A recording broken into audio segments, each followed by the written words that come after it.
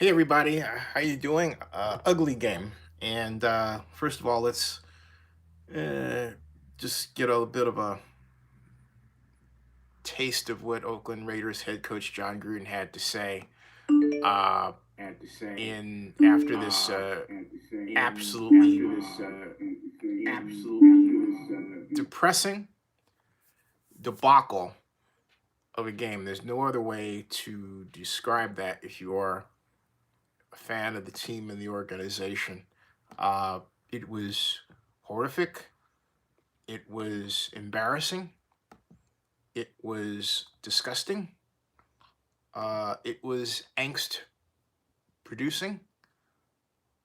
It was the kind of outcome that makes you want to say things that maybe if you were in a better mood you wouldn't say, right? So I'm not going to say them. And it just makes you ill.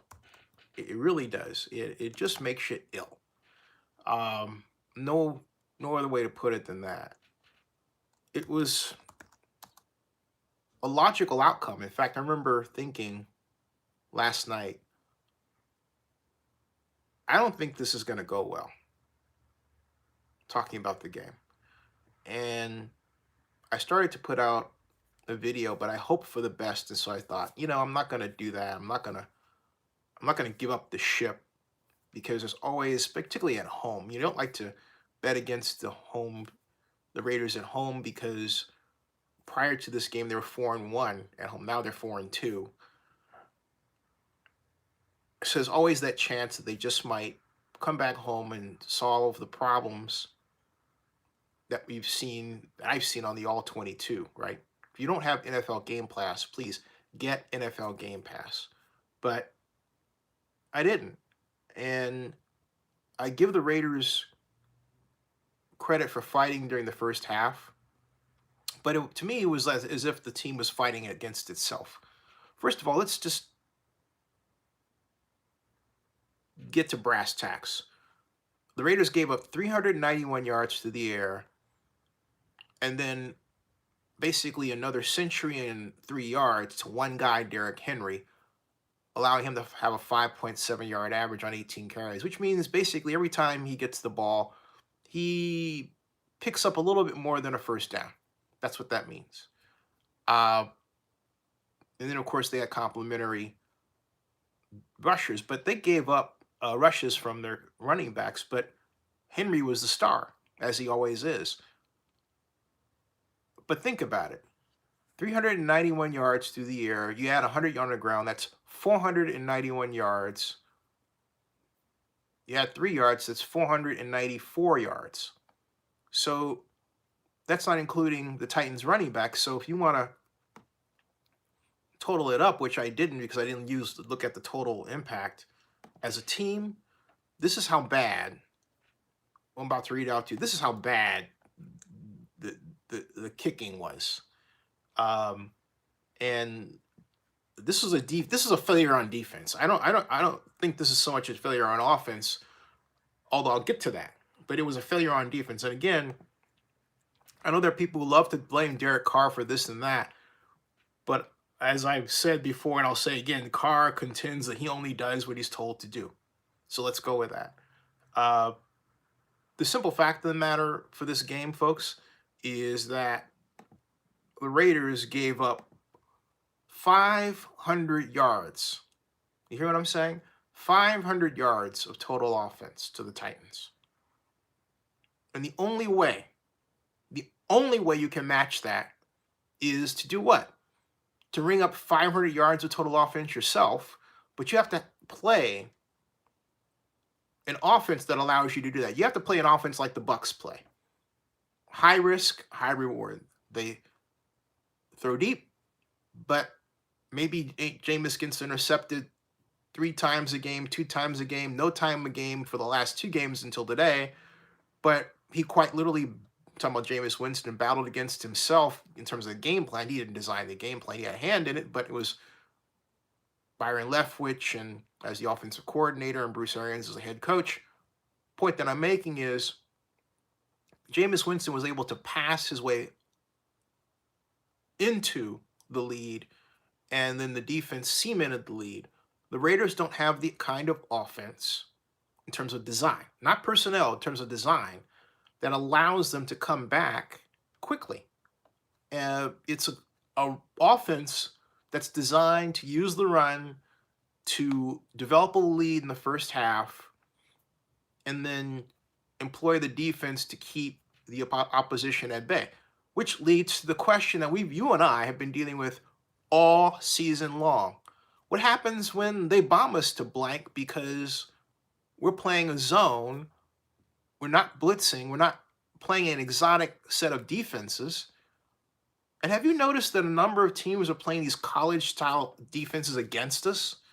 What I mean by that is the new thing in vogue that Kansas City pulled out against us, and then it came back with Tennessee, and we've dealt with it more in the later stages of the year, is what I call it. It's a 3-3-5 defense, but it's a split 3-3-5 where the linebackers will be on one side and the linemen will be on the other, and then they'll sneak up a safety in the box, and that safety will always look for the bootleg, okay? The Raiders have had a lot of looks at that type of alignment, particularly over the past 3 to 4 games, and they haven't been able to solve the riddle of it offensively. Welcome to Zenny62. And yet you would say, why am I calling it a college defense? I'm not calling it a college defense, this design, to be derisive. Oh no, I'm calling it a college defense because it's effective. Oklahoma uses it, among others. LSU uses a version of it. The defense is gaining more and more and more use in college level and starting in the NFL. And if you haven't figured out a way to solve that defense, which really is, first of all, forget the bootlegs and throw deep, have misdirection passes, attack the edges with your running game. If you don't have a game plan that does that, then it's going to be a long day for you if you try to do what the Raiders did against the Chiefs with that horizontal approach, and the Chiefs ate them alive with it. You know, horizontal meaning sweep passes, meaning jet sweeps, meaning bootlegs. And that defense is specifically designed to eat alive. As Cowboy Wrestler How You Doing says, face it, we're done, put a nail in it. Several nails. It's a very sad day. It's a very sad day. And, you know, the idea, the Swans, the idea is, oh, the Raiders are leaving.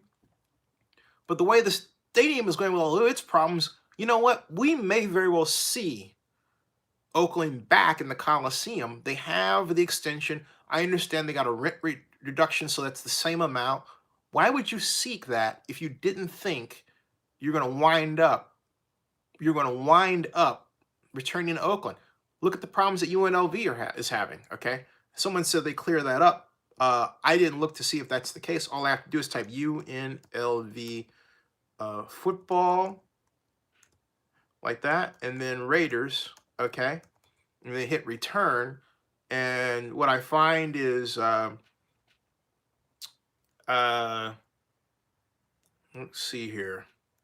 UNLV football Raiders could be decided. Trying to find the latest headlines. That was 1 week ago, 3 days ago. UNLV stadium dispute could be decided by stadium authority. Guess what, folks? Do you know when the stadium authority meets again? It's in January. And so the Raiders have until then, till April 1st, to get their act together and say to the Oakland Alameda County Joint Powers Authority, okay, we're leaving. And then not only that, the stadium roof situation isn't going to be done until late April. So you got April, late April, May, June, July. Okay? That's 3 months to get the stadium act together. I can't see them doing that at all. If they do it, it'll take extra money and a miracle and great cooperative weather, none of which I see happening right now.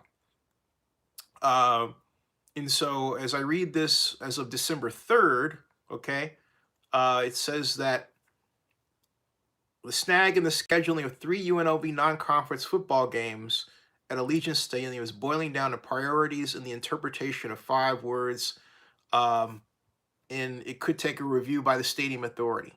Now, note that's 3, not 1, not 2, but 3 non-conference games. 3. Okay, so you have that issue. Then you've got the stadium's issue regarding the bad bolts issue, the problem, the cable net roof. And I don't know if you've taken a look at the roof, but now it looks like it's pulled down a little bit more after being pulled up. They keep messing with it. Um, Bad stuff going on here. All right, bad stuff because they're rushing things. They had the commissioner come by to Vegas, and the commissioner was there for a specific reason, to send the message to sponsors that, hey, this thing's definitely a going concern. It's going to work. Everything's going to be okay. We're going to get a Super Bowl here. Don't give up on us. And it's a signal that they're panicking. And I know that the workers coming forward, as they didn't help matters, and then presenting photographs on my publication of all didn't help matters at all. That wasn't the point. It wasn't to damage it. The whole point was to say, hey, fix this problem now. Stop with the rose-colored glasses. Get the stadium act together and move forward, because Las Vegas deserves a large-scale. Las Vegas deserves that stadium.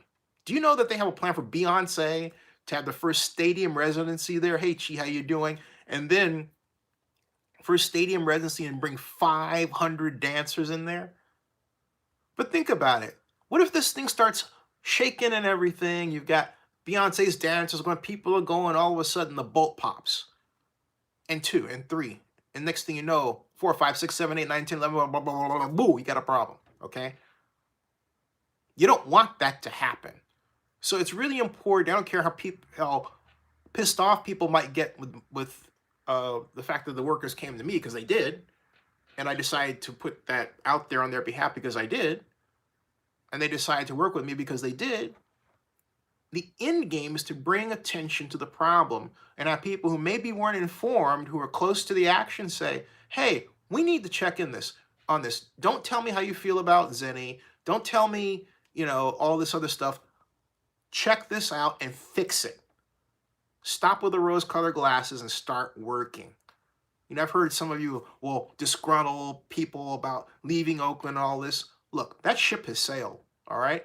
That's a court issue in March, and it's going to take us through the next few years, and it's not going to be solved like that. Forget it at all.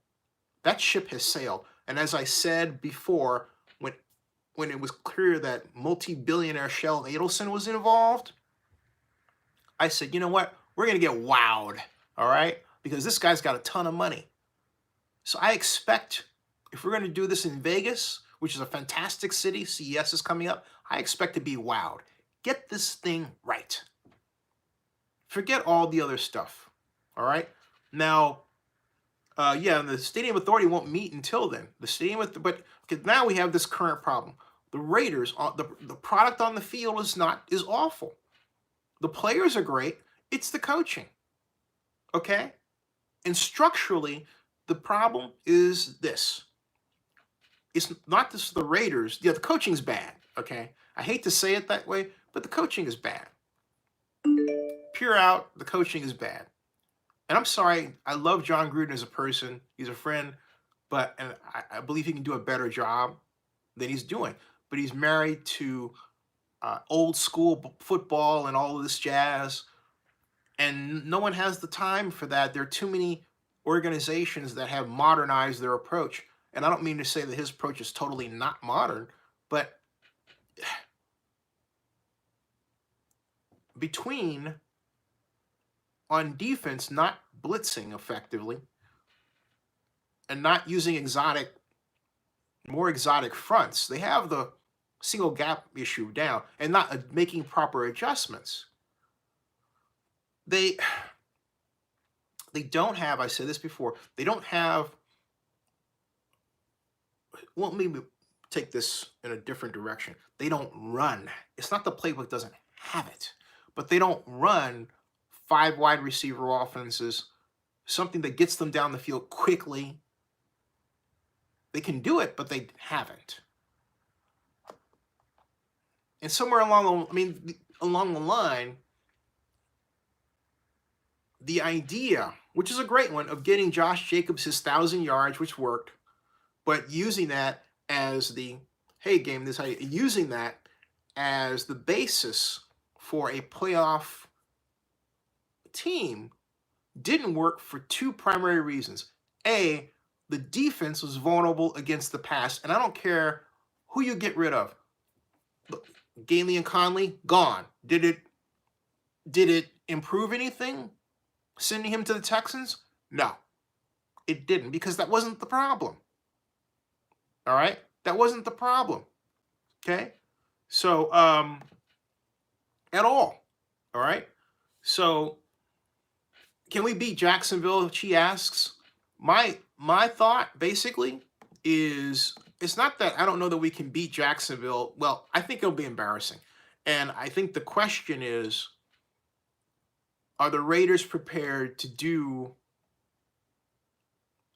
form a game plan that de-emphasizes the run, throws getting off the bus, goes without a huddle, and tries like heck to put a ton of points on the board in the first half and then coast with a defense to victory with a running game? That's how Bill Walsh did it. He used the pass to set up the run. And I think John needs to go to that strategy, okay? John Gruden needs to use the pass to set up the run. But I know one thing. This has got to test Mark Davis' patience. This hurts sponsorships. This hurts the ability to walk into Vegas whole. Now, for those of you who say, hey, all the PSLs are almost sold out, right. But it's the sponsorships that are a problem. And hey, Donis, how you doing? Donis says even his dad says the coaching was awful. Yeah. I mean,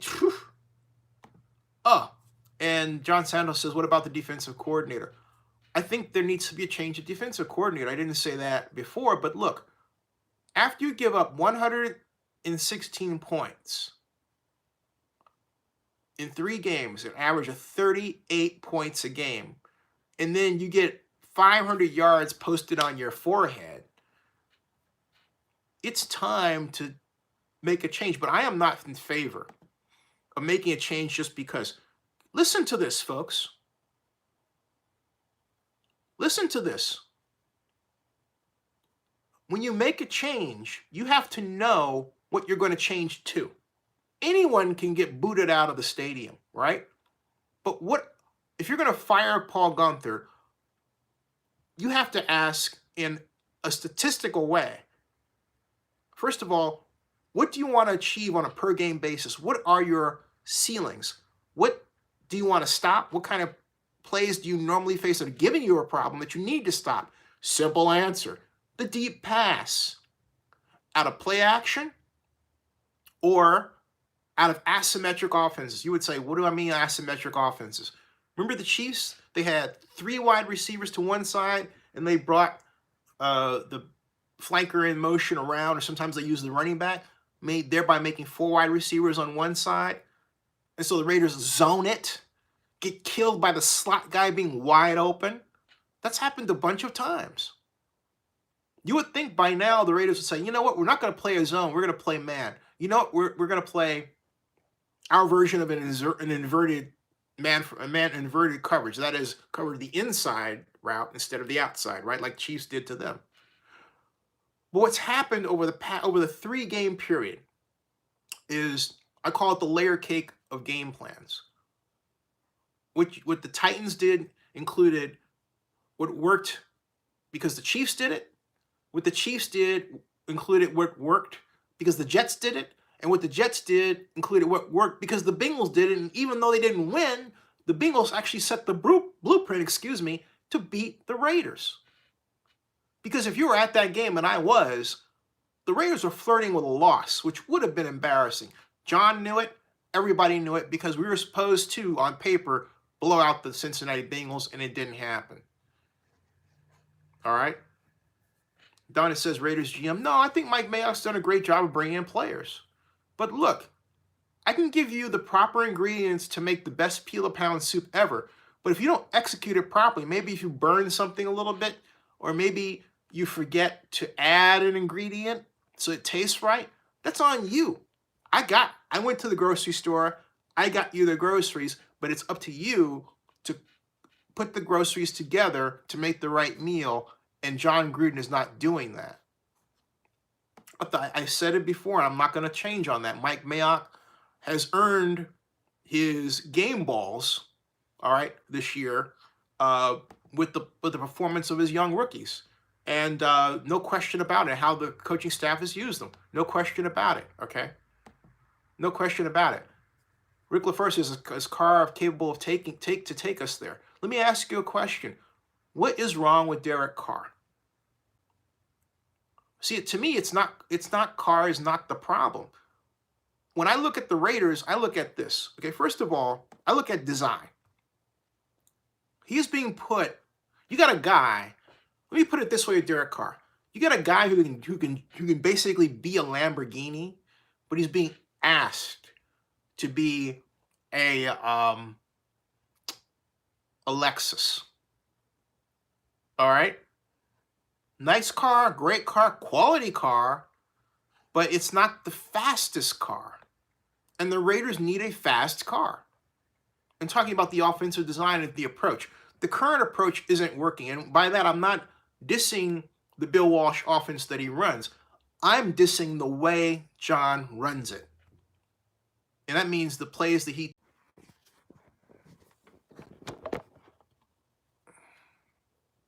All right.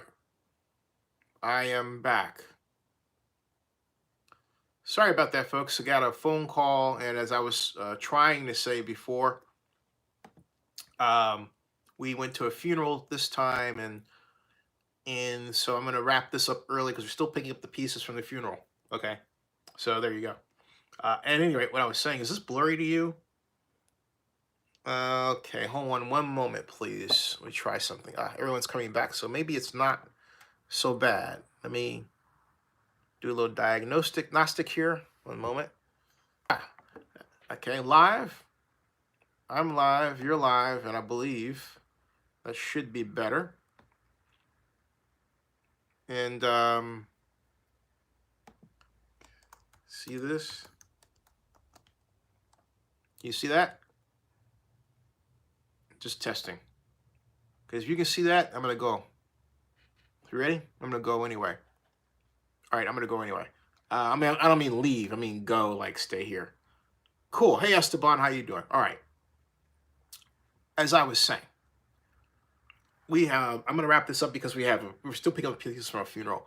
But what I'm saying is, yeah, I'll talk about Baltimore in a second. Look, okay? And I'll do a full show tomorrow night. Look, the simple fact of the matter is that John Gruden has to have a come-to-Jesus meeting with himself and change the way he operates his offense. I don't mean verbiage. I simply mean approach. He needs to use the pass to set up the run and go into a game with the objective that he's going to score as many points and rack up as much yardage as he possibly can in the first half, with the objective of setting up the defense to close out the game in the second half. The reason why the Raiders were 2nd and 3, 2nd and short against the Titans on defense, because first of all, they weren't stopping them, but also they were giving the Raiders offense trying to basically do that methodical biting down ball control, primarily with a run approach, was setting themselves up for the question: what happens when if you don't get the first down? You're 3 and out, or maybe you're 6 and out. You have to punt. All right, and they didn't answer that riddle very well. Did the Raiders. So what it looked like was the Raiders had, this is disgusting. First of all, I have to repeat this. The Raiders gave up 552 yards to the Titans. You hear what I'm saying? All right. They gave up 552 yards of offense to the Titans. In other words, let me put it this way. They nearly gave up 600 yards of offense. And I don't care what you tell me about injuries. The Raiders did not have so many injuries that it justified that kind of performance. Because you might as well have fielded a Division II college team if you're going to give up 600 yards of offense. I wager that Clemson's defense would have been more effective, or even Alabama's defense would have been more effective, or for that matter, Georgia's defense would have been more effective. And certainly LSU's or Auburn's defense with the great Derek Brown at tackle. And we're getting down to those levels when you say, oh, they gave up 552 yards of total offense, and what did the Raiders rack up? 356, which, if you have a great defense, will be just fine. But what if you don't? I mean, people are asking me about Derek Carr. You ought to be talking specific. People are asking me about Derek Carr. You ought to be talking specifically about your defense. Okay? That should be your singular concern. I mean, there's no excuse for what. There's no excuse for that. There just isn't. I mean, my Lord, there is no excuse for that. All right, folks, I'm going to sign off. I will be back tomorrow at a little earlier than the normal time, but I will be back. And subscribe to Zenny62 on YouTube. We'll see you.